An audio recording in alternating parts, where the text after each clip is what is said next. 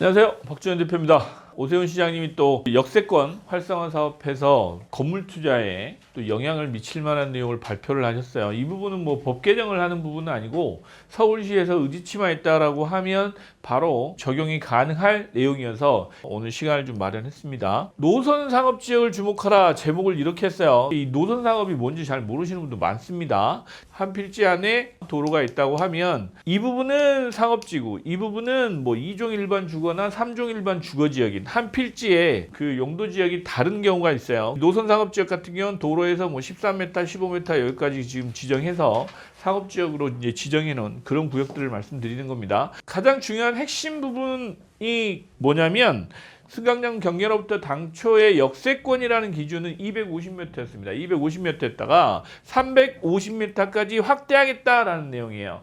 말 그대로 역세권이라는 그 범위 자체가 넓어지면서 나도 역세권 건물이나 지역 안에 들어온다라는 개념으로 보시면 됩니다. 자, 노선 상업지역 정비 활성화 이제 제목이 이렇게 돼 있습니다. 간선도로변 상업지역을 포함하는 가로구역을 사업 대상지에 포함한다. 둘 이상 용접지역 중첩된 노선 상업지역 하나의 용도지역으로 변경 가능한다. 말 그대로 내 필지가 상업지역하고 3종 일반 주역이 50대 50으로 돼 있다. 그러면 지금은 면적 비율을 감안해서 여러분들이 신축하신다 그러면 예를 들어서 100평짜리가 50평은 상업지역, 50평은 3종 일반 주거지역이면 그 면적 비율로 해서 용적률을 산정합니다. 통상 상업지역 같은 경우는 도심지의 600%에서 800%다라고 하면 그 50%에 50평은 600%를 적용하고 50%는 250%를 적용하고 이렇게 보시면 돼요. 그 다음에 일반 상업지로 상향 시 복합용도 도입을 의무한다. 이제 용적률이 이렇게 50대 50으로 되어 있는데 이건 600%, 이건 250%다. 근데 이것도 250%도 600%를 적용해 주겠다. 350%가 종상향이 됐죠. 이 중에 50% 정도는 복합 용도로 도입을 해야 된다라는 말씀이에요. 그 다음에 지하철 350m 그 입지 특성 충족하면 복합 용도 도입 시 최대 4단계 변경이 가능하다. 이 얘기가 무슨 얘기냐면 어떤 지역은 중심 상업 지역이나 이런 지역들에 보면 2종 일반 주거 지역이나 1종 일반 주거 지역인 경우도 있어요.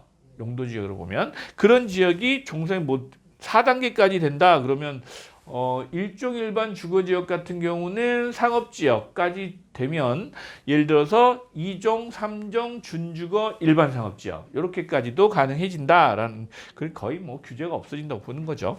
그 용적률 인센티브를 적용하는 용도들이 있습니다. 창의 혁신 디자인 뭐 이 부분은 뭐 건축사들이 디자인을 조금 그 개성 있게 만들어주면 용적률 인센티브를 주겠다. 관광 숙박시설 호텔이죠. 친환경 건축물 이건 지금 현재도 그 적용하고 있습니다. 그런데 이 친환경 건축물 용적률 인센티브 주는 비율을 올리겠다는 내용도 들어있어요. 예, 그래서 최대 10% 창의 혁신 디자인하면 10%를 올려주고 관광 숙박시설 하면 20%를 올려주고 제로 에너지 녹색 건축 진흥형 건축 이런 걸 하면 뭐 추가로 올려주겠다라는 내용입니다. 지금 노선형 상업지역 현황이 이런데 요즘은 지번이 아닌 그 도로명을 이제 쓰니까 여러분들 적용되시는 지역이 좀 찾기가 어렵더라고요. 강남, 동대문하고 종로 쪽, 영등포 쪽이나 여의도도 마찬가지인데 이제 그 지역은 보면서 설명드리도록 하겠습니다. 그 간선도로변 350m 기준을 적용했을 때 주요 지역들이에요. 첫째, 이제 강남구만 보시면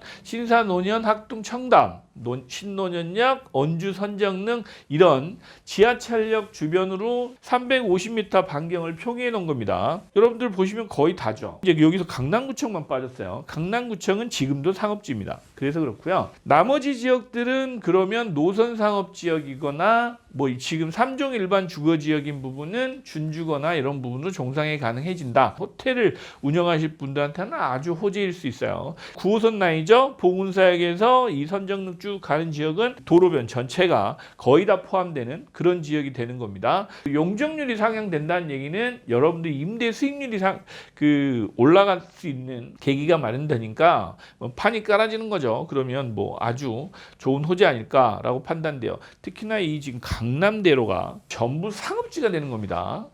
그래서 지금 최대 수혜지가 요 지역이에요. 요 지역. 건물 또 집가 상승에 또 영향을 미칠 수 있을 것 같습니다. 그래서 신축을 계획하고 계신 분은 차라리 조금 미루셨다가 서울시에서 이 계획안이 통과되고 나면 신축을 계획하시는 것도 하나의 방법이다. 왜 지금 하면 아직 통과 안 됐어요. 이제 이렇게 하겠다라는 거지. 도시계획위원회나 뭐 서울시에서 내부적으로 이게 이제 공람하고 이런 절차를 거쳐야 되니까 그래서 올해나 뭐 이렇게 지금 선거 끝나고 저기 정리되면 그때쯤 신축하시는 것도 방법입니다. 그 다음에 두 번째 여의도입니다. 여의도 쪽 주변으로는 해당되는 지역들이 그렇게 많지 않아요. 주변으로 보면 노량진역이 가장 많은 수혜를 받지 않을까라고 판단이 되는데 노량진 재정비 촉진지구가 걸려 있어서 재건축이 되는 부분하고 이제 연계돼 있죠. 노량진도 뭐 이미 지금 상업지역이 상당 부분 있고 준주거지이기 때문에 아주 큰 효과가 다른 지역에서 많지 않을 것 같다라는 생각 들고 여기 이제 노들역이죠. 사실 노들역 같은 경우는 입지적인 한계가 있죠. 왜냐하면 여기는 이제 주거지다 보니까 노들역은 뭐 주거지의 항아리 상권 같은 개념이에요. 그러다 보니까 뭐 상업지로 된다 하더라도 그렇게 큰 수익을 내거나 뭐 아주 확 발전할 가능성이 있다라고 보기는 어려운 지역이고 지금 여기 대방역입니다. 대방역 같은 경우는 지금 여의도를 넘어가는 길이에요. 대방역에서 여의도에서 용산까지 바로 갑니다. 신림선에서 보라매역까지 가는 길, 이 길을 아주 좋아합니다. 이 원효대교를 지나면 바로 용산입니다. 자, 이 길을 따라서 요 라인 쪽에 지금부터는 관심 있게 보십사라고 말씀을 드리는데 이 대방역이 지하예요. 지하도로 되어 있습니다. 그래서 이 반경 안에 들어오는 쪽은 가격 경쟁력이 있는 그런 건물 투자 괜찮아 보입니다. 대방역 같은 경우는 이쪽이 지금 색강 지역 지특조합인가 그렇습니다. 재개발을 하실 그런 지역이기 때문에 그런 부분까지 염두에 두신다고 하면 대방역 쪽은 시세 상승이 될 여지가 좀 있는 지역 아닐까라고 생각되고 신길역 쪽은 조금 시간이 좀 더 걸릴 것 같습니다. 그래서 입지적인 부분이 좀 불리하게 되어 있습니다. 거기가 국가도 그렇고 가서 보시면 납니다. 최근에 제가 누차 얘기 드린 요 지역입니다. 영등포 시장역 요 지역이 지금 주거지로 지금 재정비 촉진지구 해서 최근에 발표된 내용이 있습니다. 그 내용 참고해서 보시면 될 것 같고 이 지역은 준주거예요. 준주거면 상업지로 종상행 해준다. 빨리 들어가셔야 되겠죠. 건물 투자하시는 분들은 영등포 시장역 이 주변 잘 보십시오. 자, 그 다음에 종로구입니다. 제가 좀 뿌듯한 것도 있고 너무 좋았습니다. 재작년에 이 신설동 쪽에 딱 그 부지가 대로변 상업지하고 이종 일반 주거지역이 같이 있는 부지예요. 그 부지가 상업지가 된다?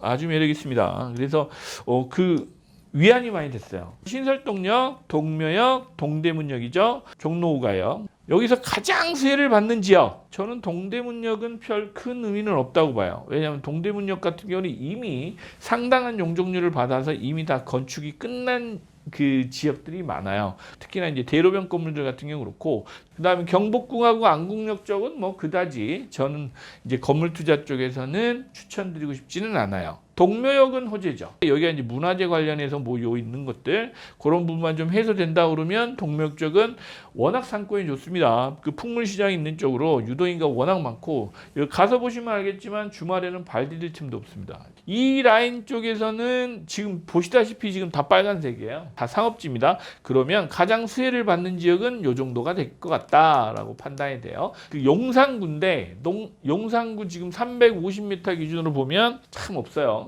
그 의미 있는 지역 해봐야 지금 이 숙대 있고요. 요 정도. 근데 여기가 이제 특별계획구역 해가지고 여기는 또 지구단위계획이 지정돼 있어요. 예, 지금도 뭐 상업지역인데 지금도 어차피 고도지하에는 물론 여러 가지 규제가 많이 묶여 있어서 못 짓고 있는 지역이잖아요. 삼각지역인데 이제 가장 수혜받는 지역이죠 여기. 이쪽은 지금 또 지구단위계획 묶여서 지금 재건축한다고 돼 있어요. 그러니까 별로 영향을 못 받고 요 지역 정도가 수혜를 좀 받겠네요, 그죠? 예, 삼각지역 보면 2종 일반 주거지역들, 그 지역들로 좀 참고하시면 될 것 같고, 이렇게 지도를 보면서 여러분들한테 설명을 들었는데 노선상업지역 투자 유망지역 중에 제가 보기에는 뭐 9호선 라인 쪽, 7호선 라인 쪽, 그리고 강남대로에서 보면 신논현역에서 논현역, 신사역까지 그 라인이 가장 큰 수혜를 받을 거다. 그리고 종로 같은 경우는 신설동역이나 동묘역 쪽 그쪽을 좀 참고해서 보시면 될 것 같고요. 영등포 쪽은 영등포 아까 시장역 보셨죠? 그 주변 중공업 지역들 잘 보시면 됩니다. 중요한 걸 하나 말씀드릴게요. 아까 증가한 용적률 50%를 공공기여를 감안해서 사업성을 검토해야 된다라는 내용이 있어요. 대단한 국자가 없는데 예를 들면 용적률을 100%를 더 받았다라고 하면 50%는 공공기여하는 부분을 감안하셔야 되거든요. 예를 들면 기부 체납을 할 수도 있고 압박시설이나 다른 용도를 넣어야 되니까 뭐 친환경 이나 디자인 부분도 조금 차별화해야 되는 그런 걸 하다 보면 결국에는 사업비가 올라간다. 사업비가 올라가면 수익률은 떨어진다. 수익률은 떨어지는데 그럼 어떻게 할 거냐? 그럼 임대료가 올라줄 거냐? 그건 또 다른 문제잖아요. 왜? 지역의 그 기본적인 임대료 수준이 있는데 만약 이 사업비나 수익률을 높여가면서 요즘처럼 건축비가 많이 이렇게 인상되고 있는 시즌에 그게 사업성이 나올지 안 나올지는 여러분들이 꼼꼼히 따져보셔야 한다는 얘기예요. 가장 수혜를 받는 지역은 어딜까라고 고민해보면 2종 일반 주거지역이나 3종 일반 주거지역이 걸쳐있는 지역들이 가장 수혜를 받을 겁니다. 그것도 이면 쪽보다는 대로변 쪽 건물들이. 왜냐하면 이면 들어가면 임대료가 또 아주 차이가 많이 나요. 똑같은 100평짜리 건물의 대로변 건물하고 이면 건물은 임대료 차이가 나는데 건축비는 또 똑같이 들어가요. 그러면 가성비가 대로변이 낮죠. 역세권 활성화 사업을 한다고 그 공약을 발표를 하긴 하지만 진짜 여러분들이 실익이 있는지는 조금 더 세심하게 들어가셔서 따져보셔야 된다. 그럼에도 불구하고 분명 이거에 혜택을 받는 지역은 있다. 나중에 구체적으로 이게 이제 확정 발표되고 서울시에서 이제 공식적으로 나오게 되면 다시 한번 지역을 좀 짚어가면서 여러분들이 투자하실 수 있는 지역을 짚어보는 시간을 가져보도록 하겠습니다. 네, 오늘 여기까지 말씀드리겠습니다. 감사합니다. 여러분 좋아요, 구독, 알람 설정까지 여러분의 성공 투자를 함께 하겠습니다.